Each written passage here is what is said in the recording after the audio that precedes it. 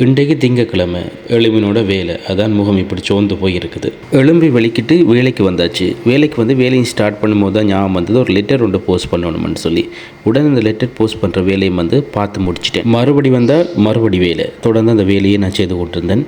இடைக்கடை மழை வேற தூறி கொண்டு இருந்தது. அப்படியே பின்னேரமாச்சுது, வேலை முடிஞ்சுது. வேலை முடிச்சு நான் அப்படியே வீட்டை போயிட்டேன். நைட் ஆச்சுது. நைட் வந்து நான் ஒரு உடுப்பு கடைக்கு வந்து போயிருந்தேன். ஏன்னு சொல்லி பார்த்தேன்னு சொன்னால், ஒரு சாரி வந்து எடுக்கிறது, அதாவது பிளாக் அண்ட் ஒயிட் சாரி வந்து எடுக்கிறதுக்கு. அதை வேண்டிட்டு வர அத்தான் கால் பண்ண தினேஷ் பேக்கரில் கேக் வேண்டிட்டு வர சொல்லி, ஸோ அந்த கேக்கை வந்து வேண்டிக் கொண்டு அப்படியே நாங்கள் ராயா கிரீன் ஹவுஸுக்கு வந்து போயிட்டோம். ஏன்னு சொல்லி பார்த்தோம்னு சொன்னால், இன்றைக்கு என்னோட கூட பிறந்த அக்காண்ட பர்த்டே. ஸோ அவங்களுக்கு போய் வந்து விஷ் பண்ணிவிட்டு அப்படியே வந்து வேண்டின கேக்கையும் வந்து கொடுத்துட்டு நாங்கள் வேண்டின சாரியை வந்து சர்ப்ரைஸாக வந்து கொடுத்தோம். அவங்களுக்கு வந்து பிளாக் அண்ட் ஒயிட்னு சொன்னால் ரொம்ப விருப்பமேன்னு சொன்னால் அவங்க லோயராக வந்து இருக்கிறாங்க. ஸோ அந்த சாரியை பார்த்தோன்னா அவங்க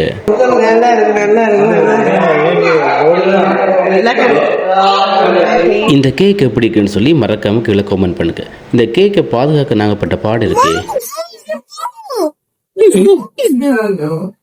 அப்படியே அந்த ராயா கிரீன் ஹவுஸில் இருக்கக்கூடிய சின்ன சின்ன பொம்மைகள் எல்லாத்தையும் எடுத்து என் மருமக்கள் வந்து விளையாடி கொண்டிருந்தாங்க. அதையும் வந்து நான் அப்படியே ஃபோட்டோ வந்து எடுத்தேன். அவங்களுக்கு வந்து நான் ஃபோட்டோ எடுக்கணும்னு சொன்னால் அப்படியே வந்து நிற்பாங்க.